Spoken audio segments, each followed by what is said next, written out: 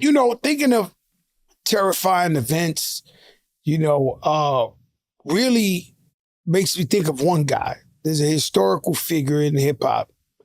And now that the man blind, he in jail, lost all his money, people use his names in raps and all that. But when Suge Knight had $300 million, they were terrified of this man. Suge was shaking shit up.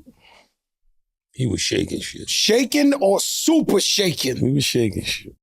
The man goes, now I don't know, right? Because the theory is, I forget what movie it was. I think it was Bronx Tale where he said, I'd rather be feared than love. I used it in I Shot Ya, right? I'd rather be feared than love. Do you truly rather be feared than love in real life? Because this man was so feared that I don't know if I would feel good about myself. I went to an award show one time, and I ain't gonna talk about the Vibe Awards. That would. But I went to an award show. That was the craziest shit. I was there. That's one of the first awards I ever got. The Vibe Awards. You was there? Yeah. When Suge Knight walked in by himself. He scared the whole place with a cigar. You want to talk about that? Alicia Keys running back. She pulled me to the side.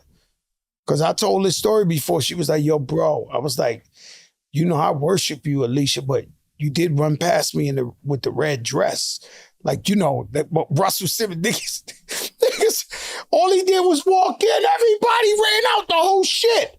There was no violence yet. Everybody was running. Sis was like, yo, she don't appreciate how you put in the story. I said, no, she's my sister and I worship her, but she ran right past me with the red gown on.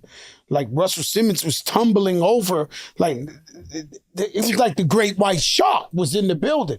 They just let him out of jail. He walked in, he didn't have a gun. His shit was a cigar. He was like this. The whole fucking awards. And I wasn't even talking about that because I don't want to go into that one, right? But matter of fact, I felt, right, because I'm only there with my wife. I think I'm there with Armageddon, Tony. I wasn't there with the goons. But it felt like Saving Private Ryan or something. Like when you see the guy in the middle of a war zone and somebody's standing there and everybody's running, getting, I'm standing there. I see Nori stood there, and it's just everybody was running for no reason. This is before the violence. This is like the minute they saw him.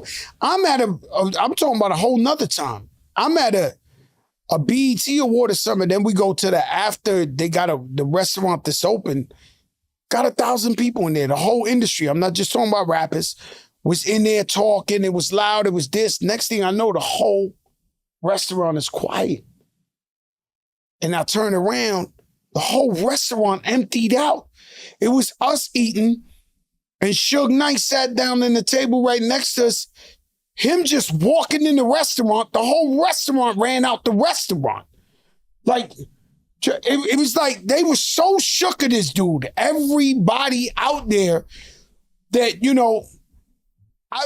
he was like, what up, big? For some reason, he would call me all the time, big homie. What up, big homie? I'm like, yo, what's up? Yo, this. Sat down, we ate our food. We left, and people were just terrified of him on sight. I'll tell you this story that Cool and Dre told me, right? So Cool and Dre, super producers, my brothers, Terror Squad, they went to LA for a BMI award. And when they went to LA for the BMI award, there was a line going in. So they stood online thinking that's the line to go in. So all of our favorite rappers and producers and all that was on that line. As they were going in closer and closer, they realized at the front of the line was Suge Knight. And everybody was taking off their earrings politely, their chains, their watches. No way. Okay. No okay. way. Cool and Dre, they telling you, and I'm talking about, yo, listen, Kiss. Famous friends of ours you would never believe was on that line. Famous friends was voluntarily on that line running the jewels. And so the line wasn't to the front door, it was a line to Suge Knight. Give me your jury. So Cool and Dre looking, they like, they'll tell you they're not gangsters. They were like, okay, we figured we getting robbed. They got the TS chains on, their Rolex. They go up to the front. Suge Knight is like, ain't you them producers guys with Joey? And then he's like, yeah, Cool and Dre. They was like, yo, you tell a big homie, man, it's all love, this and that. Just walk in, this. So they almost felt like they almost wanted to get robbed with everybody else because everybody else was looking at them like the fix was in, like they was down with the shit. Yo, I'm telling you, had any run-ins with Suge Knight? Did he try to like say, yo, can I sign you or some shit? Because Suge called Sheik mom's crib when we was in when we was young, right when the Bad Boy deal was on the table. Oh, before you signed the Bad Boy, he heard that you were signing. Somehow he heard, and we was in Sheik's crib watching Video Music Box, and Suge called his crib. Luch must have been like, hold on, coming, yo. It's fucking Suge on the phone. So we like, what? Then he like, I remember they said, yo, we want to sign. They never even heard us. They just must have, because Puff was about to sign us. So he like, yo, y'all could get on a red eye tonight with however many people you want to come over here with. I could fly out tonight, da-da-da-da. We thought about it. We was like, we can't do that. It wouldn't have been, when it was all said and done, it wouldn't have been a good look. It wouldn't have, might have worked for the men, but it probably wouldn't have worked overall for the, you know what I mean? Nah, you gotta represent over here. You're absolutely right. But then after I got on, after I'm in the game popping, everywhere I would come, it's like, as soon as I get my bags from baggage claim, they was calling them. And everywhere I had to be, he was popping up. You know what I'm saying? He wasn't on no shit. He was just everywhere I was at. But he wasn't on no type of time. Definitely was. I think he already had a relationship with D and them, so he knew how it was gonna go down. He did have a relationship with D. Yeah, he had a relationship with her. Yeah, he did. And he was cool with Irv, too. He was cool with a couple of people. Pistol Pete was hanging out in L.A. with him everywhere. Yo, these guys, this is crazy, man. These guys hang out together, right? This shit is nuts. Hip-hop. What made you get in the game? What let you know this is the reason you picking up a mic or you writing, on your paper? And for me, when I was little, I was always breakdancing, doing shit. I was known on the block as I just was intrigued by hip-hop. In my uncle's room, like I said, listening to the Furious Five, and they used to have park jams in YO.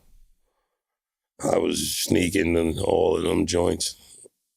One time I went all the way across town to Black Heritage Day when I was little. My mom was gonna whip my ass, but she saw that I love hip hop so much. I ain't get in trouble, but I should have got how far I went and how young I was. I could have been dead right now. Hip hop saved my life for real, you could say. Cause she was gonna kill me. I was just sitting on the fucking hill looking at the niggas performing. And what I say is that's similar to me. I remember the first time I heard Eric B. and Rakim with the don't, and we went to what's called now where A Boogie and them is from, right? But at that time, it was on University Avenue. We had to take like 2-3 trains from the 5 and 2 to the 4. And then you get off at Burnside and you got to walk up that big ass hill. Burnside. There's one thing, you drive that hill. You walk that motherfucker. Oh my God. Like it felt like the Warriors when you like, and so we on the other side. It's almost like being in California, from where I'm from. At that time, we ain't on no car. We taking trains for hours. And that's where we saw the WAP for the first time. And they was playing that shit, boom, boom. And back in the days, and we studying them and we trying to do the dance. We took that bitch back home. That next day we went to the Park Jam. They threw on that Eric B. and Rakim and we started doing the WAP. Yeah. And everybody started studying the WAP. I mean, back in that day, it was more word of mouth. Yeah, so the only way it can is word of mouth or the phone with the spin back. That made me think of an ill story, right? And so part of being a great storyteller is you tell your wins and you tell your losses. You know what I'm saying? You got to be able to, if you know, you got to have the people tune in where they feel like they there, right? So I come from a project called Godsville, right? So also, it was like the Mecca of the 5%ers. So I was the God Crack Kim, great God Allah. Yo. Nah. Yo, I'm telling you what it is, right? Crack Kim is crazy. You gotta, listen. You gotta think. What is this? Listen. You gotta think. There's no other way to do it. You gotta think. Y'all, everybody go check out this movie. Back in the day, it's called Fresh. You gotta think Chucky. Remember Fresh? Bust the funky dope move.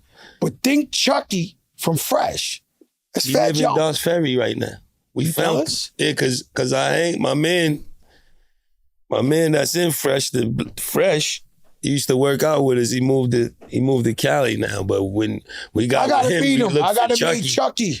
We didn't meet him, we just found him. He's in Doss Ferry. So you ain't Chucky, if you watch this show, come on in. I gotta meet Chucky. So Fat Joe is Chucky for French. There's no way around. In real life, that's what he was. The fucking punishes. We bust the stupid. That was just Joe. Always the guy starting in trouble. Always getting in trouble. Always trying to do too much.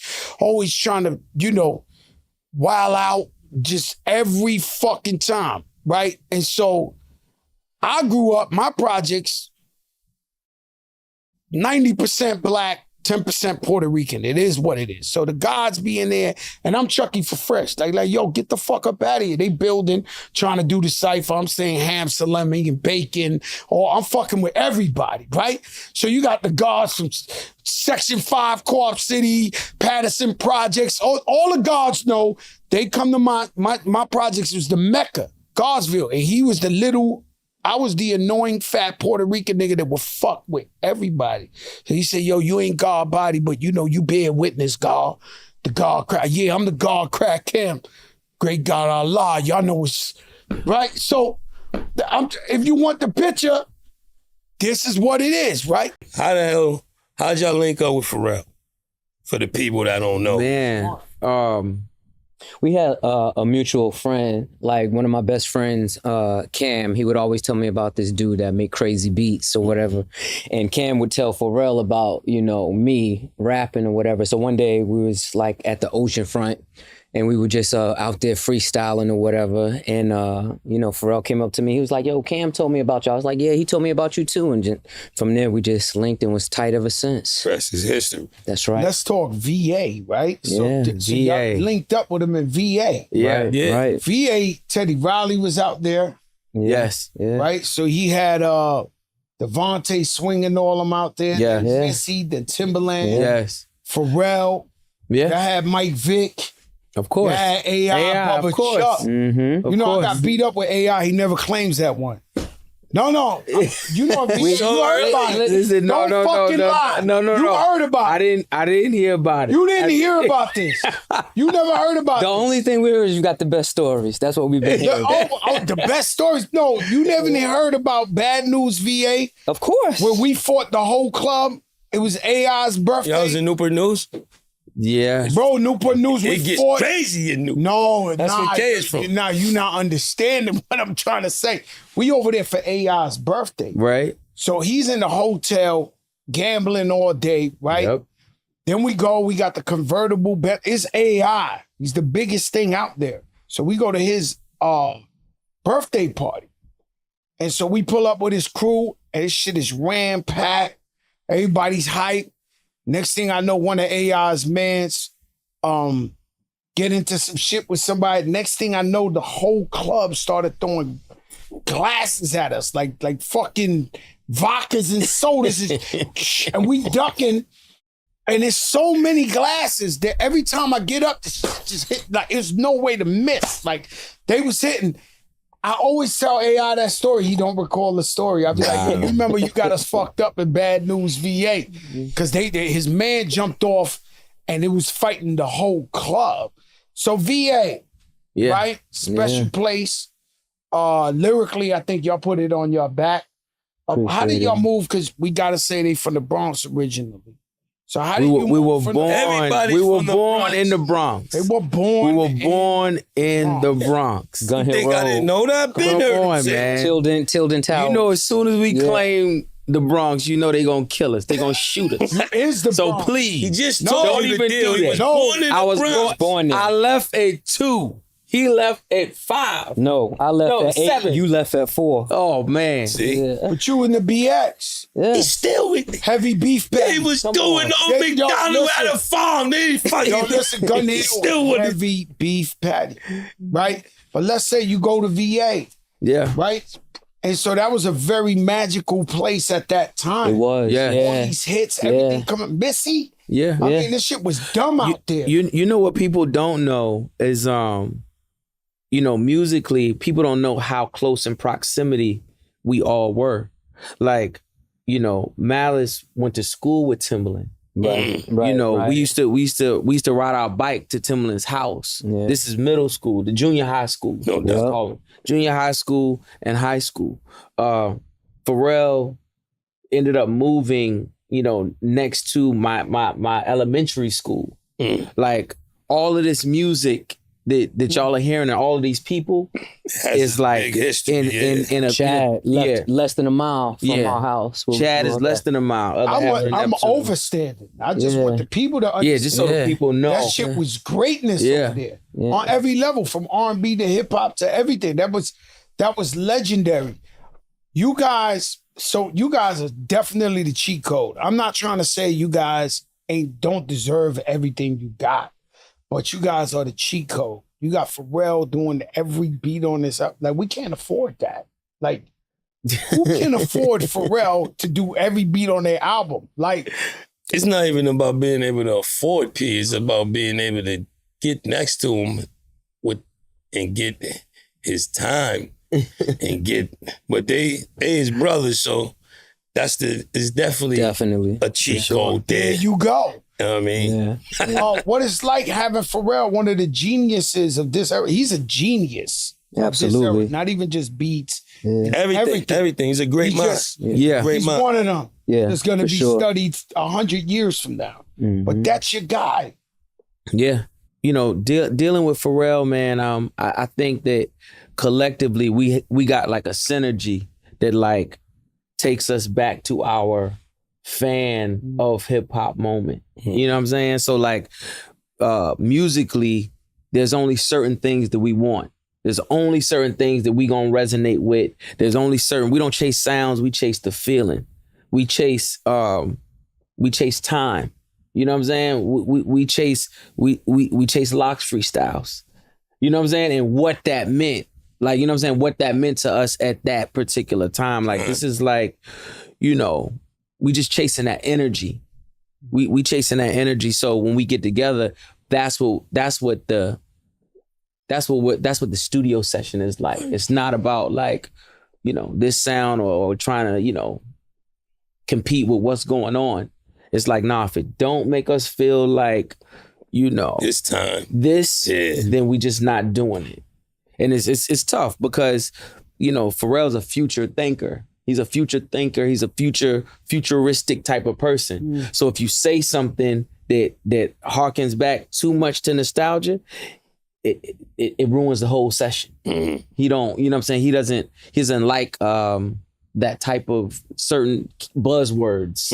It kind of ruins it. So it's like, you know, you work around it, but the one thing that we all have in common is that we really remember the time where like hip hop was stabbing us, like just stabbing us every, you know what I'm saying? Like we just remember that time. Some of the artists that blew your mind when pause or whatever they want to say, but when We don't have you to first say heard that. them, I'm just saying. Now we gotta pause this shit to death. It's like pause, like, you know. But the thing is, who's some of the artists that blew your mind coming up when you heard him, you just knew, you felt like the world changed? Prodigy ruined my life. Rest in peace to Pete. Prodigy ruined my whole life. I think I would have to blame Prodigy for like violence. Huh? Yeah, man. It was, Prodigy was it for me, man. I remember being in school and like arguing, like, what was better, mob or boot camp? And I'm mob to the death. But I just thought that Prodigy was it was something very poetic about what he did. Yeah, for me it was definitely I take it back to the Juice Crew. Rakim, Big Daddy Kane, just the real lyricists. The ones that gave you that feeling, the ones that you look forward to coming out, when they were dropping. And that's why I patterned my whole rap style after. It's about being a lyricist, about having something to say, making some kind of sense, and the style and all of that. So yeah. I caught goosebumps. But right before y'all was about to release the album, something happened with Def Jam, and y'all got up out of it. Yeah. Talk to how serious it is to be able to do what you want to do, and ownership and the bullshit and the politics of the business, that after being in something so long, you still have to go through the bullshit. The politics and the business never stops. Never. I think that's the rule. I think that's the biggest takeaway from us. Yeah. You know what I'm saying? We ain't been out in 15 years and it's still the same thing. Yeah, same still shit. the same. That's the most thing. discouraging. For anybody with some type of business mind, you can love rap, like we love it, be passionate about it, but it's something with the business side that always discourages you and make you just want to do other things sometimes. Basically, we had the album, put the album together, so on and so forth, and they got, we turned it in, and we turned it in with the Kendrick verse, and they didn't want to put it out. Basically, they didn't. What I feel like they didn't like the optics while they were going through their lawsuit of, the clips, Kendrick together on a song, coming out under UMG with the lawsuit they got going on, so on and so forth. So, ended up having a... Basically, y'all got caught in the 211 triple cross that had nothing to do with it. Basically, yeah. Because it wasn't even on that type of time. It happens all the time. It still happens to me. All right, let him finish, man. Yeah. So, and we ended up having to buy our way out of the situation. It gets a little tricky because we had a one album deal, the Clips did, and then, I was signed there as well.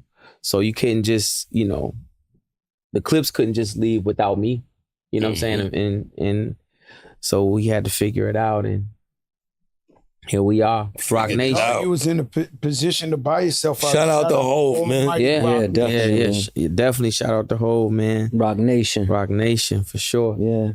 Yeah, man, just it's whatever, man. We roll with the punches, bro. Like that's what we do. That's what we know where we from. We know what we do. Yeah, and always got the faith in the music, man. The faith is always in the music. Like we always know that shit gonna be right. So that's, what I'm saying. That's what we believe in. Right. Definitely. Y'all got a tour coming up. I think I seen. August 3rd. August 3rd, man. August, September 10th. Woo. 25 dates of just back to back, man. They sent me a tour bus the other day. I'm like, whoa. like what? When the last time you seen one of those? This shit's so good to live life when you don't need the bus, like, right? Man, we used to live on a bus. Now it's like a bus. They sent me the bus. They sent us two buses. You got a suite, and ride with all these people. I'm like, how you know I wouldn't want to be around all these people? Yeah, I turn down tours, man. My knees ain't the same as my ankles, man. I be like, what? 2 months? Keep that. I don't think I could do it. Like, I'm gonna be real with you. I work on the week. Right now, I'm gone. Like, I go every weekend, but to do the tour thing every day, bringing the noise every day, every city. I haven't done that in a long time, B. I don't know if I want that opportunity I'm keeping it real.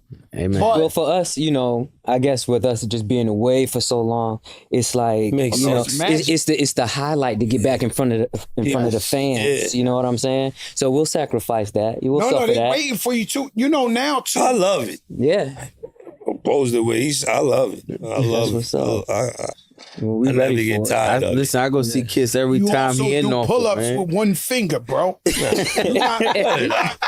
ain't that You not built like Knock it off. I'm Tyson just trying to Fury. live, man. You know, in this time and era, there's a lot of young dudes that look older than everybody on this couch. Yeah. From the Yeah, that's whatever they put in that's their a fact. body, We also whatever they gotta indulge in. understand whether we all don't want to take the role model stance, but we are.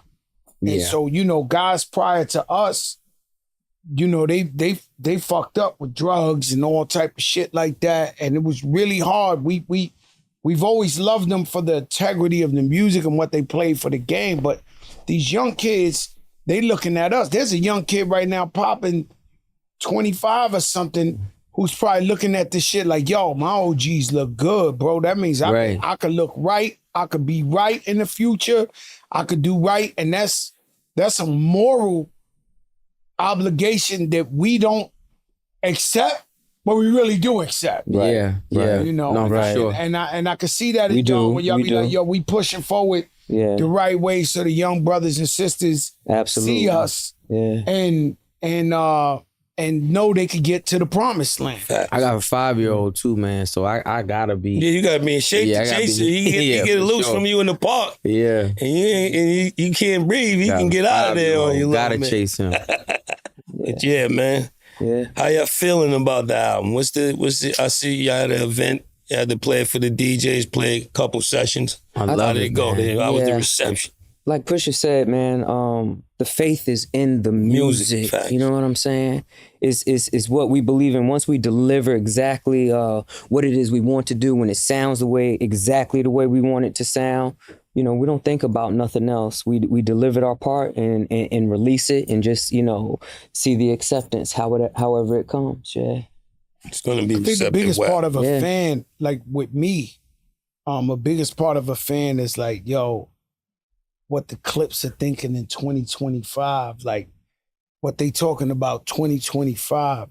You know, something, well, I don't know if you know, but something you get criticized for is talking that heavy weight Yeah.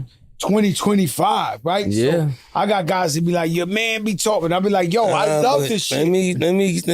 me chime in on that. The beautiful thing of coming from where we come from and talking the talk we talk is the challenge is how could he say what he want to say now after having success, having money, getting married, out being a family man, still active, still doing his thing. And when you nice, that's the only challenge. Everybody that keeps saying he's saying the same thing, even fucking listening right. Right. Then they just need something to say because they got a keyboard. I'll be with a honest. And zip not only button. that, what is everybody else saying? Yeah, What is don't be everybody there. else saying? I agree with you 1,000,000%. I just came off a vacation San Tropez. I was writing on the plane and it just immediately speaks violence. I just don't know. I'm in the nicest place, cobblestone. Shit is beautiful. I jump Blowing on the niggas' heads plane. off. I got 8 hours. And I'm like, when I blow the head off, when I hit, I'm just, it's like, I don't know if people understand. Maybe it's my therapy. Maybe that's what I do. What is it for you? You know what I liken it to? I liken it to, just having a, first of all, rap has always come from a very real place. You know what I'm saying? So it's like, For real rap, for people that can rap and yeah, it comes from a very real place. Yeah. So, with that being said, and being in it, 23 years, I feel like at this point I liken it to, only like somebody who loves mob movies or a person, you know what I'm saying, a person that's what they choose to like. I don't watch horror. I watch A&E. It's scarier.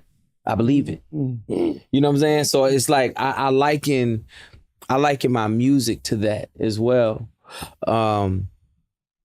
I don't know, man. Listen, you can't please everybody. But listen, 23 years in this, I'm not trying to please nobody, but myself.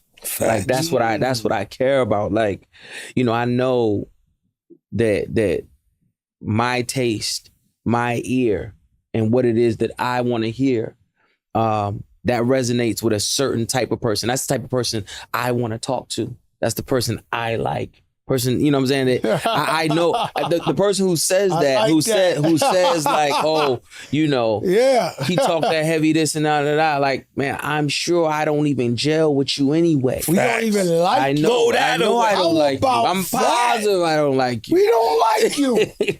Like you're not even my type of dude. You not, man. So I just, I take it with a grain of salt, but you know, more importantly, I know who my fan is. I don't even call them fans, I call them family. I know who my family is. Like, I know who I'm talking to. On Drink Champs Network, I'm gonna be my own guinea pig. I love it, but no, wrong. I'm your guinea pig again. That's right. I forgot you are my nephew. When they tell you Joe Crack ain't really your own man, when they try to tell you all that shit in Queens, you be like, look, bro, then there's been a sacrificial lamb for this guy. Any invention Nori ever made. Even reggaeton, when I told him not to go, I was in the video. Like even when I said, yo, and let me clarify that. The reason I was worried for reggaeton is because CNN is a staple in underground real hip hop. And I knew he was going to catch backlash. For that, he's like the Locks, CNN. You know, this is the true fucking, Mobb Deep. So I was like, yo, I don't know if you should do that because it's going to hurt you in this real world. There's Rich Cotton. I want you went up with the socks. He got the socks. Yeah. Let me tell you something about Jadakiss. He's a funny dude. He got it. Yo, watch. Jadakiss is real funny. He's having a great time torching me on the show. You my partner, man. You my brother. But I forgot what the fuck I was saying. There's Alzheimer's. Reggae. No. I love reggaeton. I love what they doing. We going to the Bad Bunny. We going to Puerto Rico. We love our reggaeton brothers. But the only reason I was worried was like Nori's Run DMC. He's the Locks. He's Mobb Deep. He's You thought going into that was going to blemish his legacy? I think I may be the only human being that ever came to tell him that. Am I the only one of your friends? EFN. Yeah, y'all both. Y'all Cubans. Y'all Cuban, B. Y'all Cuban, B. And Nori came to me and said like this, I came. Right? Because no disrespect, we can't call them yes men because they still with him 30 years later. They're really his team. Right? But, I watched guys play me their album and they shit was trash. Not reggaeton, hip hop. And the whole crew was like, yo. And they like, Crack, what you think? And I'm like, they went from that to that. I can't even, you got to be careful. So he got everybody's in the studio reggaetoned out. I'm like, yo, bro, let me out. Same thing that happened. Everybody's reggaetoned out. But what you got to realize, Let me finish. Okay, let me just say something. When you got to realize, when you're the first, you always kind of look stupid. When you're the first, you always we appreciate what you did. And then you have to actually, like, to tell you the truth.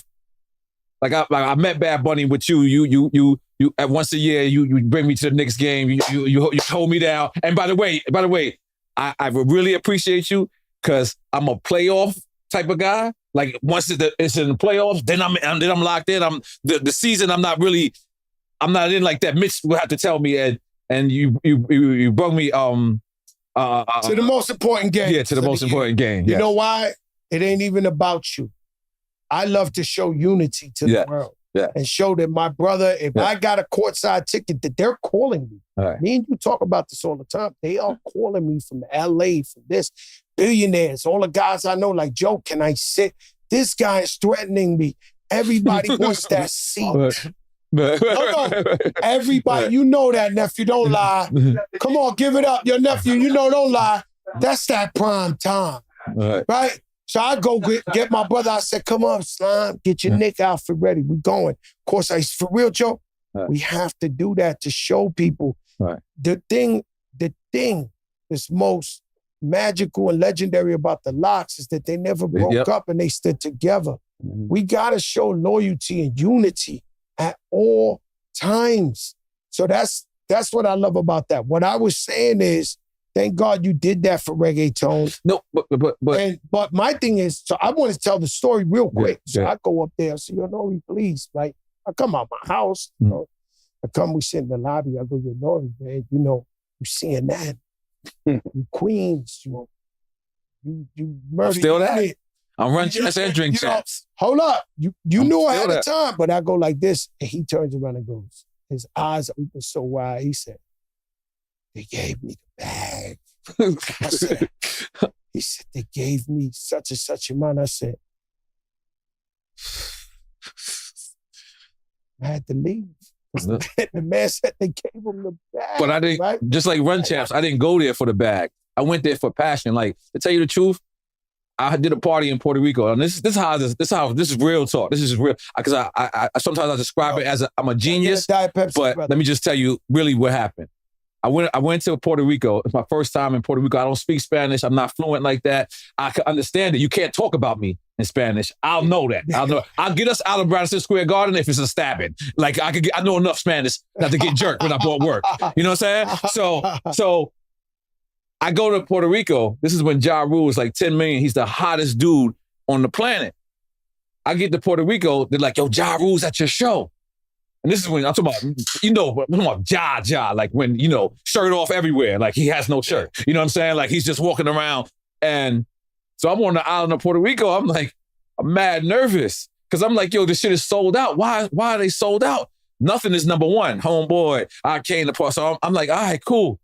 So I'm like, but why is it, it's too many people. Like, I've done shows in Puerto Rico, but I've never done a show like this.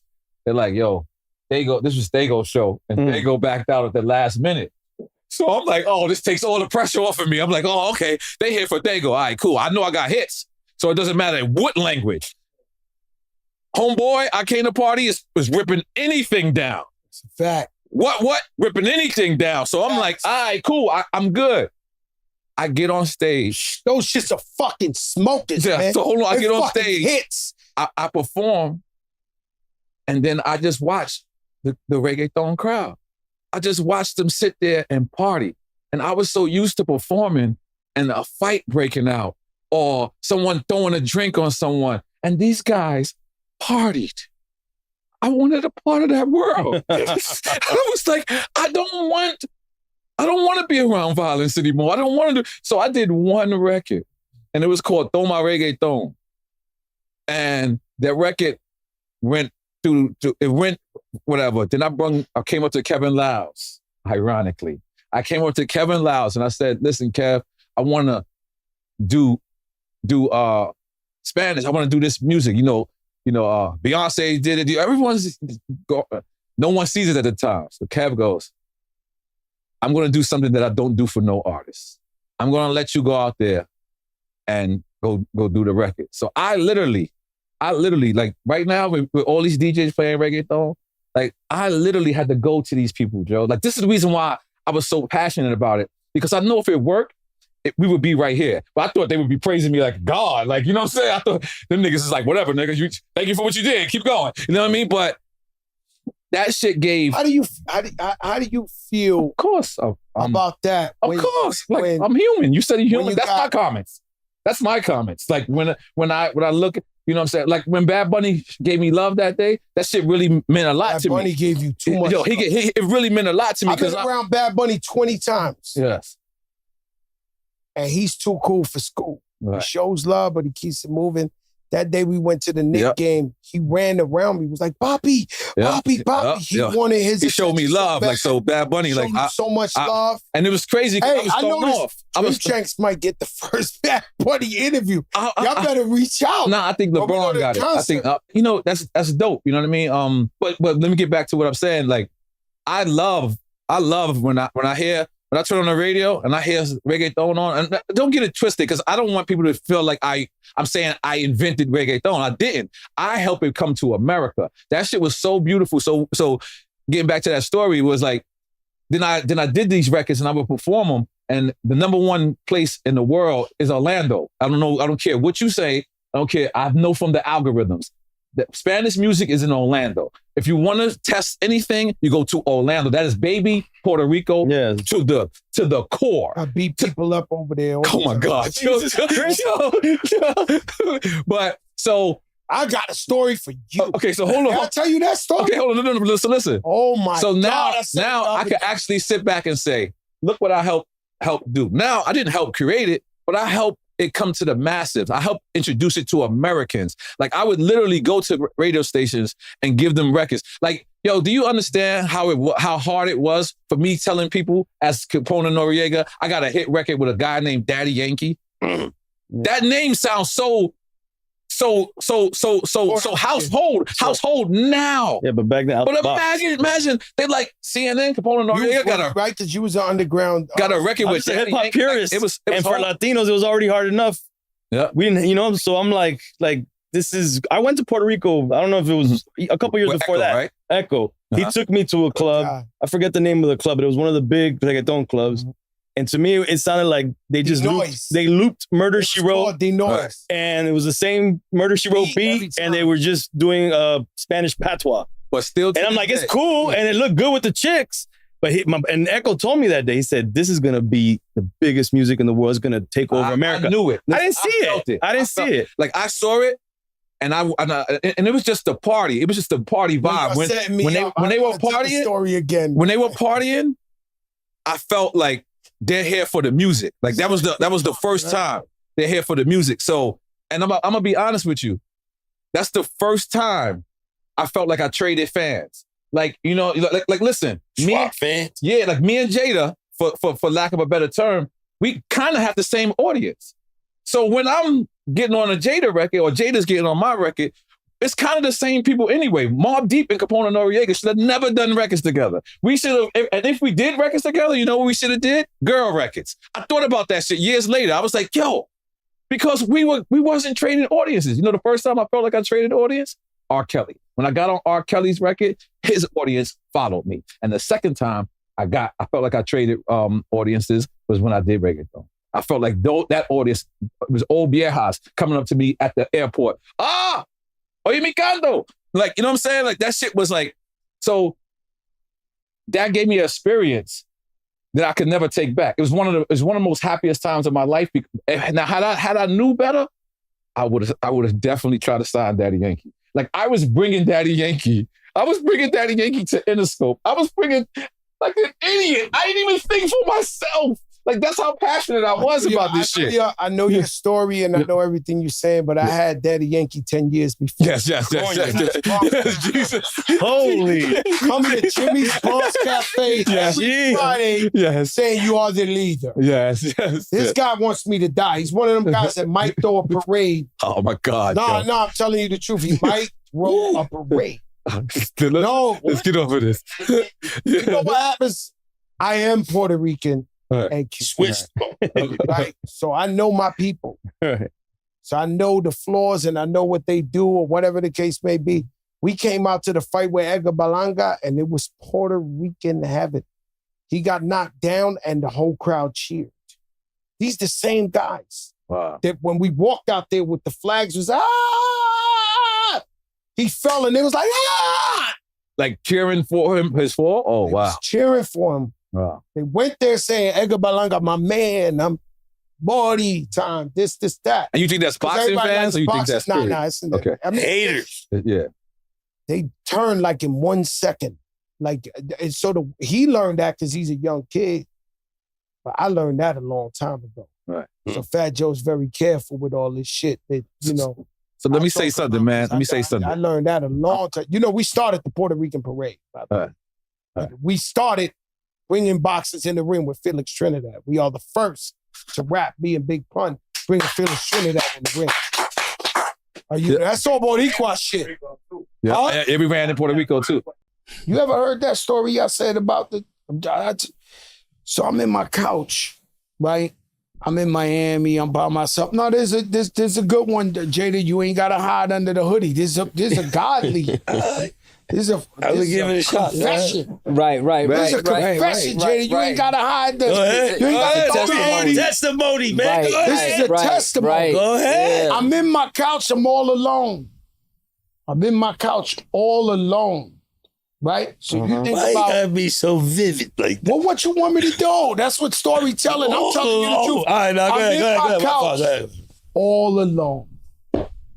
And I'm thinking about why life ain't going so good for me, or why I ain't where I want to be, or why, friends ain't really checking up on me, why I'm on one of them moments I'm sitting down, and I live 5 minutes from my best friend, Khaled, right? Mm-hmm. So he's up the block. So I'm just sitting there and I'm going through it, and it hit me. I said, God, we got to put God first. God is the answer. If we stick with God, it's going to be the truth. It's this and this and that. So it hit me. Amen. Like I finally soaked it in. The stuff I'm talking now, that was the moment. Amen. Right? I rushed to Khaled's house. Right now, Khaled's my little brother I put in the game. He got the $100 million house. He's beyond happy, his own planes. He's living a life 5 minutes away, right? So I got you. Right? Mm-hmm. So I pull up. Khaled usually got security. Guys with AKs in front of his house, no security. I walk in, he got a staff, 15 people. Nobody working. He usually have his wife and kids there. Nobody's in there. I walk all the way in his house. When I walk in, Khaled's in the jacuzzi by himself looking the other way. So I said, yo, Khaled. He doesn't turn around. I said, I've been speaking to God. And he turns around and jumps up and goes, God is the greatest, God is the greatest, God is the greatest, God is the greatest, God is the greatest, God is the greatest, God is the greatest. He wouldn't stop. God is the greatest. So that's the only... I said, this guy knew all alone, this guy knew and never told me. He never sat me down. He said, yo, Joe, look, I know you want to be tough. I know you want to, but this is it. You know what I'm saying? That's why when I found out, I start screaming it to everybody. Yo, you can't help it. You can't help it. Killers, hustlers, everybody. This is the way. You want to be successful? You want to come up? Be loyal to God. But I got upset at Khaled because he knew all I had to say was, yo, Khaled, he knows my voice. I've been talking to God. He turned around so fast. God is the greatest. God is the greatest. God is the greatest. God is the greatest. God. And I said, yo, amen. This guy knew the secret all along. The code. So that's why we got to, you ain't got to use the hoodie right now. This is a positive. This is a family show, Jadakiss. This is a family show. I'm very rooted in the high spirit myself, man. You know, if you do my background history, I pray for good health, though. You know what I mean? I think money and luxury and watches and all that stuff will come. I pray to be healthy, to be here, have the remaining years with my mom and dad, my kids. Yeah. And I think everything else will fall in line. I love that. You know, after that. That's right. What are some of the things you pray for? Oh, man. I pray for that he draws me closer to him. And that I seek him diligently. The scripture says he is a rewarder of those who seek him diligently. I'm up 3 a.m, like every morning praying, because I get woken up at that time and I get on my face and I pray. I cover all of my family. I cover all of my nieces and nephews. You know, I mean, this is daily. My wife sees me get up at this time every morning. She know I'm going in the closet, close the door behind me. This is every morning. And I think you can pray for whatever you want. There's nothing wrong with praying for things. So that's fine. I like to wake up. I'm thankful for things like being in my right mind and having my sanity. I pray for friends and family that I know that are going through things, people that are sick or whatever. You know what I'm saying? Brothers and sisters, what you pray for? Man, just my family. Honestly, just my family. And I just got a whole new outlook with like I said, with a 5-year-old. I got a 5-year-old son. Yeah. So it's, man, I just pray to be here for him the whole time. Yeah. I had to watch this whole ride. Yeah. With this being, since we took a low, we went to the pulpit for a minute. Let's get back to the album. There's a track on the album. That's how you Birds Don't segue. Sing. No, That's Birds Don't Sing. I want to hear. I'm just playing, man. I'm just playing. Parents, parents, man. For sure. Yeah. Our parents passed away 4 months apart. Wow. Yeah. November 21 and March 22. Yeah. November 21, my mom. March 22, our father. And so Birds Don't Sing is featuring John Legend, Stevie Wonder on the keys. And the song is basically my last conversation with my mom, speaking to it, and his last conversation with our dad. And tough record, man. Super tough record to write. Tough to write, huh? Yeah. I mean, gut-wrenching the whole time. That's that kind of pain that I need. I need to, can't wait to hear. You need to hear that? And just it actually starts the album. Everybody puts that, puts record like that at the bottom, the last joint. Nah, this joint actually starts the album just to set the tone, to show you the depth and just where we are, how we feeling honestly, before we get into all the chaos. We all know that. We got a lot of friends, but I lost my brother, my father, then my mother, all in like a 4-month radius too. Yeah. So, wow.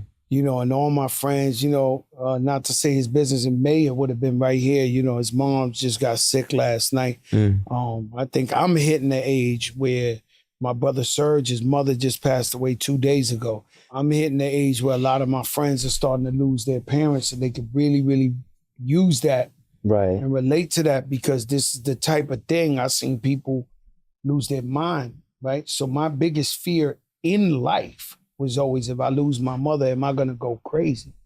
Like literally schizophrenia or some shit like that. Like I had that fear my whole life.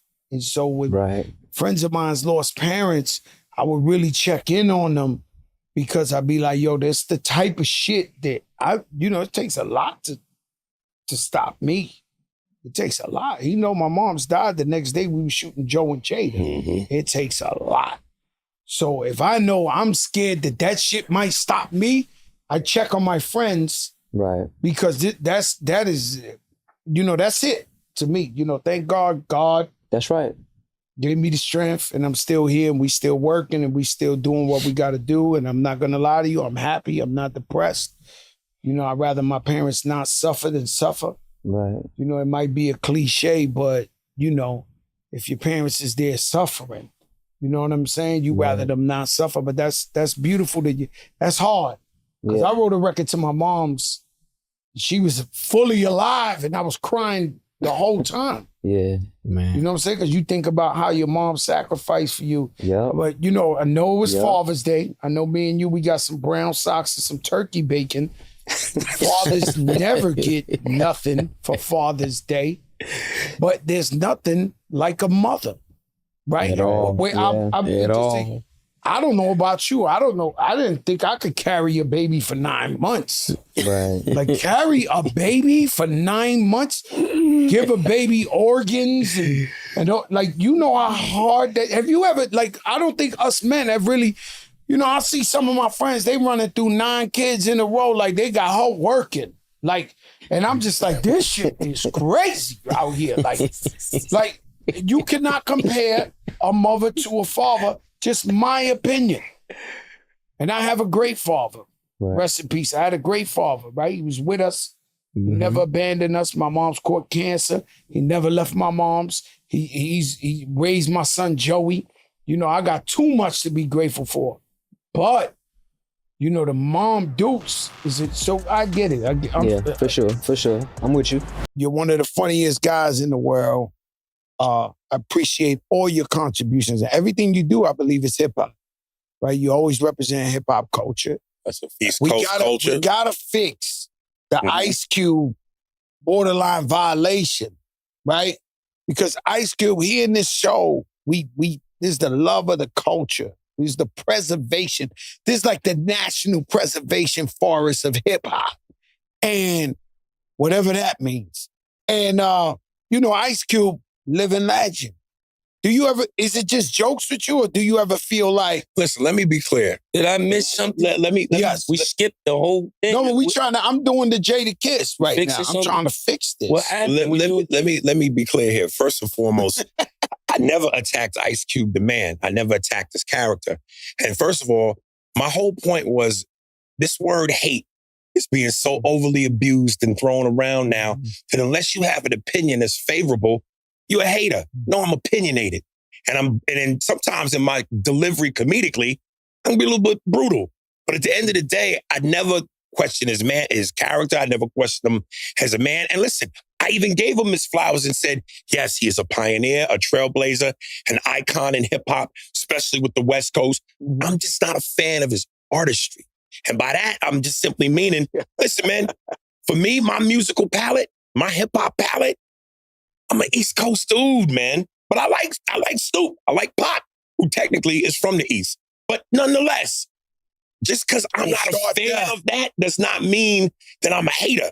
And if I'm being really specific, what I was really speaking to was comedically, acting-wise.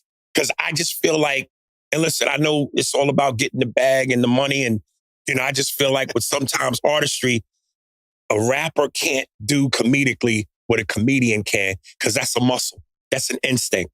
That's in our blood. We eat, sleep, shit, breathe comedy. No more than I can go in the booth and do what you can. Better than you.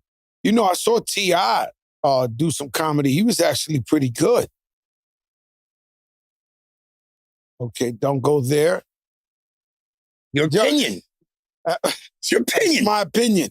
But the comedy community will tell you otherwise. Because here's the problem. Mm-hmm. If you're going to step into another genre, you got to humble yourself. And T.I. approaches comedy with the same bravado he approaches rap. That's a different aesthetic. Yeah. Humble yourself. I agree with you. I thought T.I. was funny, right? I may die one day. Definitely gonna die one day. No, but I may die one day of laughter. I don't know if nobody... Well, then I'm going to be the one to kill you. Of laughing, because I'm the guy they threw me out the movie theater, Eddie Murphy Raw. I went over there with the whole projects. Out of the whole projects, the security came, was like, you're an asshole. You're the one that gotta go. I'm the one making the most noise in the movie theater. They threw me out the movie. I am a sucker for a laugh. Like a sucker for a laugh. So I thought T.I. was funny. But there's levels to this shit. Well, I'm going to admit something here too that I've been noticing. I've been looking at and shit. In hip hop, it's all about competition, right? So you got to convince yourself you're better than every other rapper, or whatever the case may be. And so there's a bit of delusion and whatever. And so we start the podcast, and the first thing I do is start shooting. Like I want to smoke with all the podcasters, and I realized I got to humble myself a little, because we just started this, even though we the rookies of the year. But I could see where people could look at it and be like, yo, this guy. But this just my heart. I've always been like a warrior, a gladiator to come out there for the smoke. But I realized the podcast is a different space. It's like everybody's smiling at each other. Nobody got smoke with each other. So I'm thinking top 5 dead or alive. Who want to jump out? Where's the smoke? Who we got? But that ain't what it's about. It's about having an opinion and bringing something to the people. So I get what you're saying with T.I. Go ahead, Kiss. What you saying? I mean, you right and wrong. It's different kind of smoke. It's like behind the scenes. It's behind the scenes hate and smoke with this. Yeah, but I don't think... For one, this ain't even our... We borrowing this space. Well, at least I am. Mm-hmm. I mean, if you tell me podcasting or rapping, ladies and gentlemen, this is our last show. I like it. But, you know what I mean? As long as you can do both, if people start thinking you taking their job, So you've been feeling a little hate behind the scenes? You just being boisterous. I'm just watching them from the side. Have you ever dealt with this? Because you're one of the most liked MCs of all time. Have you ever dealt with this? I am, but I ain't. When it's time to go 300 Spartan, then I'm not that liked as I am when. And just so you know, it wasn't just Cube that jumped on me. 50 jumped on me too because of that. Because of the joke I made about 50. You know what I mean? See, but 50 and them niggas, they'll beat you up, Aries. I'm just keeping it real. Maybe Ice Cube is regular. What's wrong with this guy? No. I'm keeping it a buck. You run into them guys in the airport, they might do something to you.